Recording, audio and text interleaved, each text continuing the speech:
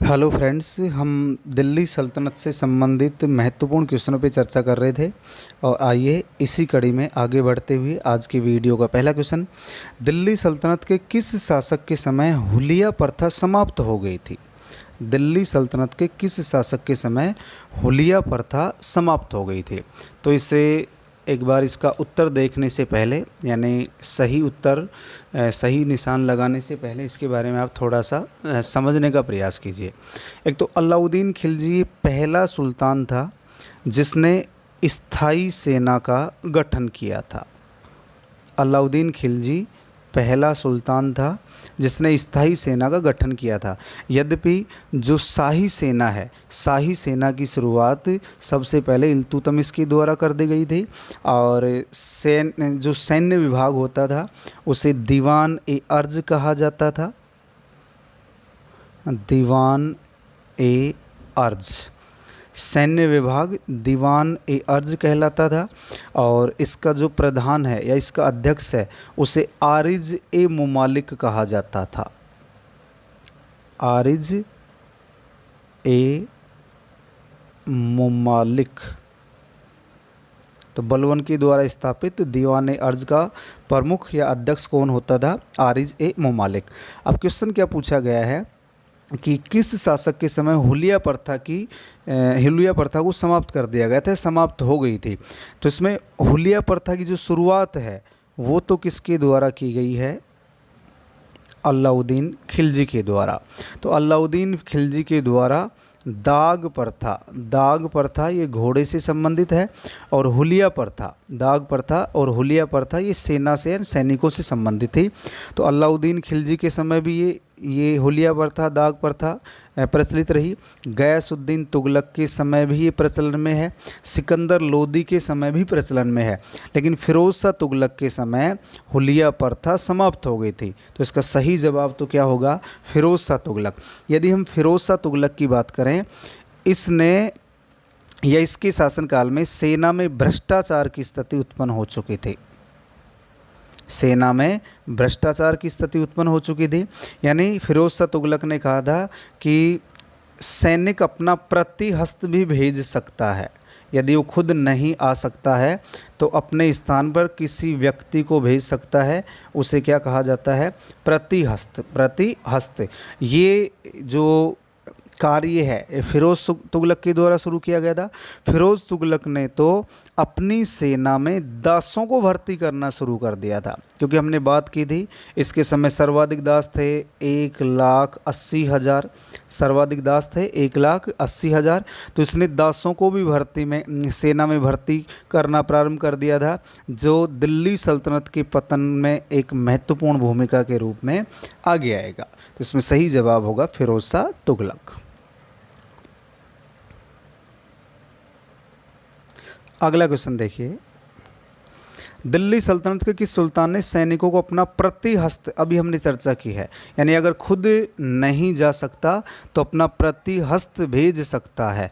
यानी फिरोज शाह तुगलक की यदि हम बात करें, फिरोज शाह तुगलक, इसमें उत्तर तो क्या होगा? फिरोज शाह तुगलक।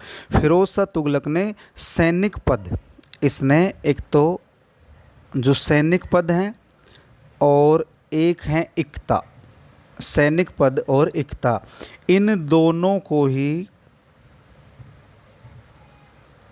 वंशानुगत बना दिया था। इन दोनों को, किस किस को? सैनिक पदों को और इक्ता को इसने वंशानुगत बना दिया था।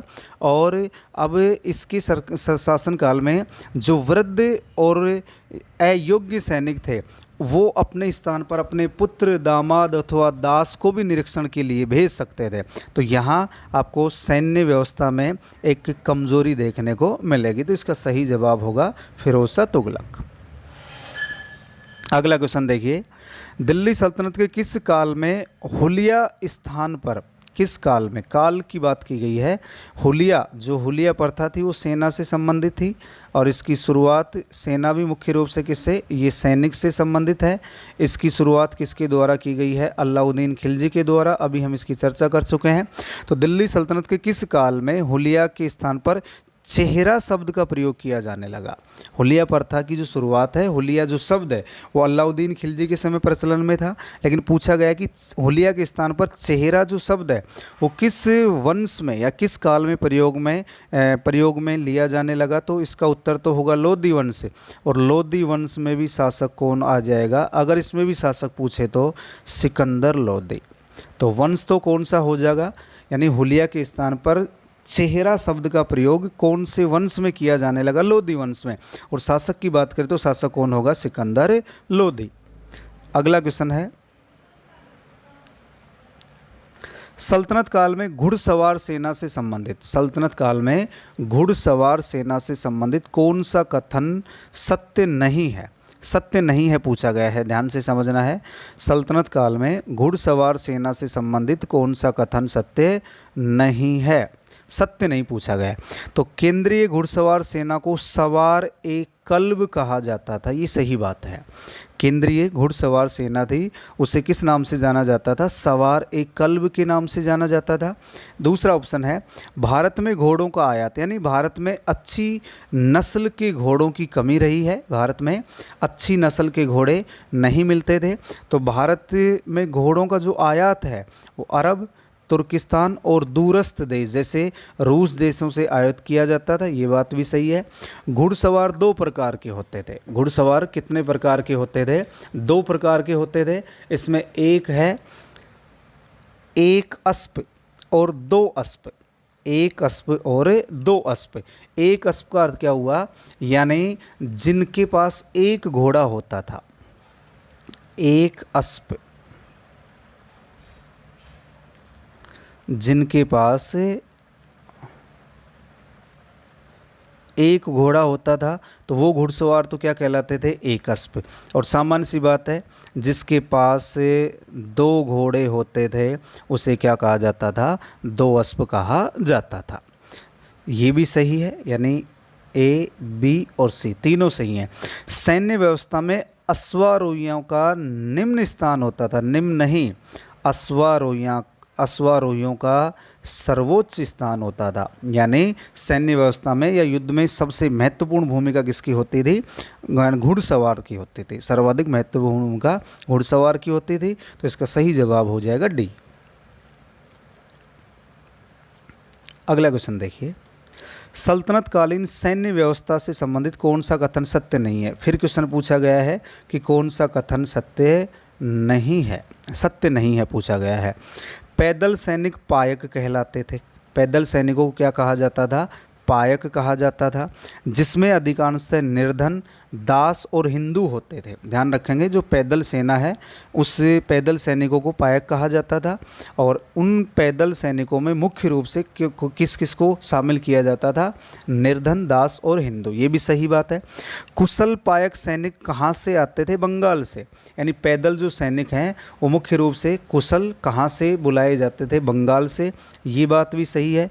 सेना से संबंधित गुप्तचर तेलैया और यजकी कहलाते थे, यानी जैसे अभी हम बात करें दीवान ए बरीद, दीवाने बरीद, ये गुप्तचर विभाग होता था जिसका मुखिया बरीद ए मुमालिक होता था, जिसका मुखिया क्या कहलाता था, बरीद ए मुमालिक, बरीदे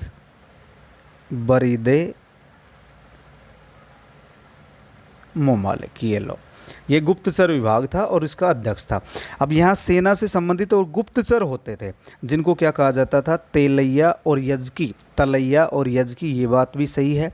हस्ती सेना का अध्यक्ष मीर ए बहर कहलाता था, हस्ती सेना का अध्यक्ष क्या कहलाता था, मीर ए बहर। तो हमारा सही जवाब ये होगा, क्योंकि ये गलत है। मीर ए बहर ये नौसेना से संबंधित अध्यक्ष हुआ करता था, नौसेना, नौसेना से संबंधित, नावों से संबंधित जो अध्यक्ष होता था उसे क्या कहा जाता था, मीर ए बहर। नौसेना से संबंधित या नावों से संबंधित इसे, यद्यपि नौसेना का सल्तनत काल में कोई उल्लेख स्पष्ट रूप से नहीं मिलता है। तो हस्ती सेना का अध्यक्ष मीर ए बहर कहलाता था। मीर ए बहर था, ये मुख्य रूप से किससे संबंधित था, आपका नावों से संबंधित, या नावों का बेड़ा, नावों का बेड़ा। इसका प्रमुख क्या कहलाता था? मीर ए बहर कहलाता था। तो हस्ती सेना का जो अध्यक्ष है, हस्ती सेना का अध्यक्ष क्या कहलाता था? इसका सही जवाब होगा सहना ए पील। सहना ए पील। हस्ती सेना का अध्यक्ष क्या कहलाता था? सहना ए पील कहलाता था। और जो हस्ती सेना होती थी, जो इसका विभाग होता था, हस्ती सेना का विभाग होता था, उसे क्या कहा जाता था? पील खाना कहा जाता था। जिसका उत्तर क्या होगा? डी। अगला क्वेश्चन है, दिल्ली सल्तनत की सैन्य व्यवस्था से संबंधित कौन सा कथन सत्य नहीं है? दोस्तों, ऐसे क्वेश्चन बनाने का सबसे बड़ा उद्देश्य यही है कि एक ही क्वेश्चन से 4 क्वेश्चन कवर हो जाते हैं। ऐसे क्वेश्चन बनाने का सबसे बड़ा कारण यही है कि एक क्वेश्चन से कितने क्वेश्चन क्लियर होते हैं? 4। तो सेना का जो वर्गीकरण है मंगोलों की दशमलव पद्धति पर आधारित था। सही बात है। सल्तनत काल में सेना का जो वर्गीकरण है वो मंगोलों में प्रचलित दशमलव पद्धति पर आधारित था। सही बात है। सेना की सबसे छोटी इकाई, सेना की सबसे छोटी जो इकाई होती थी, सबसे छोटी इकाई को तो क्या कहा जाता था? सरखेल कहा जाता था। सबसे छोटी इकाई को सरखेल और सबसे बड़ी इकाई खान कहलाती थी। सबसे बड़ी इकाई को क्या कहा जाता? हाँ, तो देखिए दोस्तों, यानी दिल्ली सल्तनत की सैन्य व्यवस्था से संबंधित कौन सा कथन सत्य नहीं है, ये पूछा गया है। तो सेना का वर्गीकरण मंगोलों की दशमलव पद्धति पर आधारित है, ये सही बात है। सेना की सबसे छोटी इकाई सरखेल और सबसे बड़ी इकाई खान होते थे। सेना की सबसे छोटी इकाई सरखेल और सबसे बड़ी इकाई खान होती थी। बलवन के काल में अमीर वर्ग के लिए, अमीर वर्ग था उसके लिए खान की पदवी शुरू कर दी गई थी। तीनों ही कथन सत्य है। 20 सवारों की टुकड़ी का प्रधान सरखेल कहलाता था। 20 नहीं, 10 सवारों, यानी सवारों का मतलब घुड़सवार, 10 घुड़सवारों की जो टुकड़ी है उसका प्रधान सरखेल कहलाता था। तो इसमें उत्तर हो जाएगा डी। उत्तर क्या होगा? डी। और थोड़ा सा समझने का प्रयास कीजिए। यानी सैन्य संगठन की हम बात करें, सबसे बड़ा या सर्वोच्च सेनापति तो कौन होता था? सुल्तान। सबसे बड़ा अधिकारी सेना का या प्रमुख सेनापति या मुख्य सेनापति कौन होता था? सुल्तान। सुल्तान से जो नीचे का पद होता था वो होता था खान। सुल्तान से नीचे कौन सा पद होता था? खान। इससे नीचे जो पद होता था मलिक। इससे नीचे कौन सा पद होता था? मलिक। मलिक से नीचे जो पद होता था या निम्न पद होता था वो होता था अमीर। अमीर से निम्न पद होता था सिपह सालर और सबसे निम्न पद होता था सरखेल। सबसे बड़ा पद क्या होता था? सबसे छोटा पद। तो ये हम बात करें इस प्रकार से कह सकते हैं कि सेना का सर्वोच्च सेनापति, यद्यपि सेना का मुख्य जो सेनापति होता है वो सेना से संबंधित हुआ, लेकिन फिर भी अंतिम निर्णय, अंतिम सेनापति, प्रधान सेनापति सुल्तान होता था। तो यहाँ अभी हमने बात की कि सेना की सबसे छोटी इकाई, ये क्लियर हो चुका है, सरखेल, उसके बाद सिपह सालार, फिर अमीर, मलिक, खान और सुल्तान। तो सुल्तान तो अंतिम ऑप्शन के रूप में है, बाकी सरखेल और खान, सबसे छोटी इकाई सरखेल और सबसे बड़ी इकाई खान होती थी। और इल्तुतमिश पहला शासक था जिसने शाही अंगरक्षक दल का गठन किया था, जिसे सर ए जानदार कहा जाता था, जिसे सर ए जानदार कहा जाता था। अगला क्वेश्चन देखिए, सल्तनत काल में 10,000 सैनिकों का सेना नायक क्या कहलाता था? सल्तनत काल में 10,000 सल्तनत काल में 10,000 सैनिकों का सेनानायक क्या कहलाता था? ये 10,000 का मतलब यहाँ हम मुख्य रूप से कौन से वंश की बात कर रहे हैं? खिलजी वंश की बात कर रहे हैं। खिलजी वंश में ये जो शब्द हैं ये खिलजी काल में प्रचलित हुए थे। तो अमीर ए दह ये 10 सैनिकों का सेना नायक होता था। 10 सैनिकों का सेना नायक, 10 सैनिकों का सेना नायक क्या होता था? अमीर ए दह। अमीर ए सदा ये 100 सैनिकों का सेना नायक होता था। अमीर ए हजारा ये 1000 सैनिकों का सेना नायक होता था। अमीर ए तुमन ये 10,000 सैनिकों का सेना नायक होता था।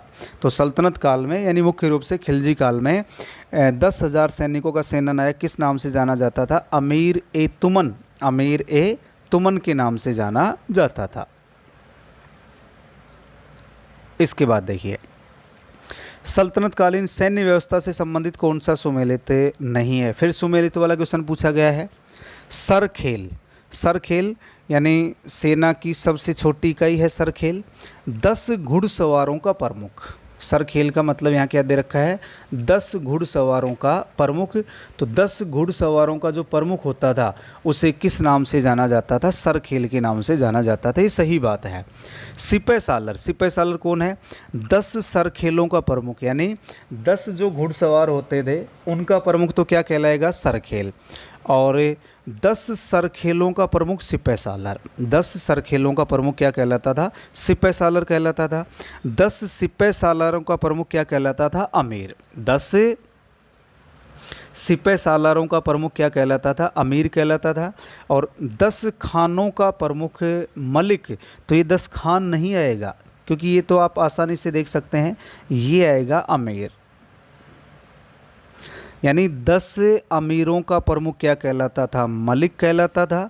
और एक शब्द आ जाएगा खान, अभी हमने चर्चा की है। तो खान में हम क्या नोट कर सकते हैं? 10 मलिकों का प्रमुख, 10 मलिकों का प्रमुख। एक बार दोबारा से समझने का प्रयास करो। सरखेल क्या है? यानी 10 घुड़सवारों का जो प्रमुख है उसे सरखेल कहा जाता है। 10 घुड़सवारों का प्रमुख सरखेल कहलाता है। इसके बाद 10 सरखेलों का प्रमुख सिपह सालार कहलाएगा। 10 सिपह सालारों का प्रमुख अमीर कहलाएगा। तो 10 अमीरों का प्रमुख मलिक कहलाएगा। 10 अमीरों का प्रमुख क्या कहलाएगा? मलिक कहलाएगा। और 10 मलिकों का प्रमुख क्या कहलाएगा? खान कहलाएगा। तो इसका सही जवाब होगा डी। हमसे पूछा गया कि कौन सा सुमेलित नहीं है। अगला क्वेश्चन देखिए, सल्तनत काल में किलों को तोड़ने के लिए, सल्तनत काल में किलों को तोड़ने के लिए किसका प्रयोग किया जाता था? किलों को तोड़ने के लिए मंजनिक, कुस्कांजिर, चरख और अराड़ा। मंजनिक, कुस्कांजिर, चरख और अराड़ा, ये जो हथियार हैं, एक तरीके से अपन हथियार मान लें या प्रेक्षेपास्त्र मान लें, ये भारी पत्थर फेंकने का कार्य करते थे। भारी पत्थर फेंकने का कार्य, भारी पत्थर फेंकने का कार्य किससे किया जाता था? मंजनिक, कुस्कांजिर, चरख और अराड़ा। तो ऑप्शन में डी बच गए हमारे सामने। गरगज, पासेव और सबद, गरगज, पासेव और सबद, इनका प्रयोग किलों को तोड़ने में किया जाता था। किलों को तोड़ना, इनका प्रयोग किसमें किया जाता था? किलों को तोड़ने में। अगला क्वेश्चन देखिए, दिल्ली सल्तनत के किस शासक ने सेना के साथ महिलाओं को ले जाने पर प्रतिबंध लगा दिया था? महत्वपूर्ण क्वेश्चन है। यानी पहले सेना के साथ महिलाओं को भी ले जाया जाता था। तो दिल्ली सल्तनत के किस शासक ने सेना के साथ महिलाओं को ले जाने पर प्रतिबंध लगा दिया था? इसका सही जवाब होगा मोहम्मद बिन तुगलक। सही जवाब क्या होगा? मोहम्मद बिन तुगलक। अगला क्वेश्चन है, निम्न में से कौन सा कथन सत्य नहीं है? निम्न में से कौन सा कथन सत्य नहीं है? वसीलात ए हस्म, सेना का वेतन रजिस्टर होता था। वसीलात ए हस्म, ये सही बात है। यानी सेना का जो वेतन का रजिस्टर होता था उसे क्या कहा जाता था? वसीलात ए हस्म कहा जाता था। वसीलात ए हस्म कहा जाता था। बलवन के द्वारा सर्वप्रथम किले बनवाए गए थे, बात भी सही है। यानी उत्तरी पश्चिमी सीमा क्षेत्र में मंगोलों से सुरक्षा के लिए पहली बार किलों का जो निर्माण है वो किसके द्वारा करवाया गया था? बलबन के द्वारा। इसके बाद इसको आगे बढ़ाने का कार्य किसने किया था? अलाउद्दीन खिलजी ने। इसके बाद इसे आगे किसने बढ़ाया था? अलाउद्दीन खिलजी ने। सुल्तान के पश्चात सर्वोच्च सैनिक अधिकारी खान होता था।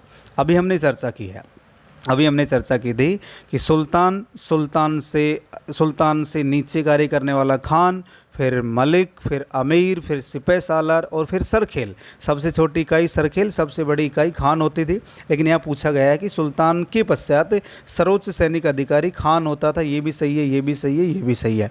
अलाउद्दीन खिलजी के द्वारा तोप खाने का निर्माण किया गया था। अलाउद्दीन खिलजी के द्वारा तोप खाने का निर्माण किया गया था। ये ध्यान रखना है, दिल्ली सल्तनत के किसी भी सुल्तान ने, दिल्ली सल्तनत के किसी भी सुल्तान ने तोप खाने का निर्माण नहीं किया था। किसी भी सुल्तान के द्वारा तोप खाने का निर्माण नहीं किया गया था। इतना ध्यान रखना है। तो उत्तर क्या हो जाएगा? डी।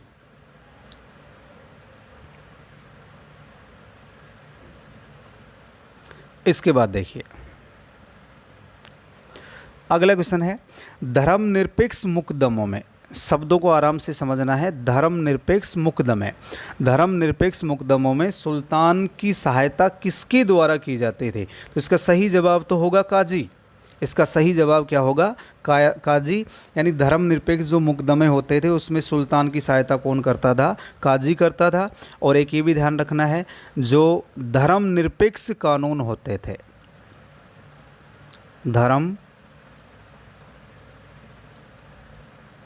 निरपेक्ष कानून,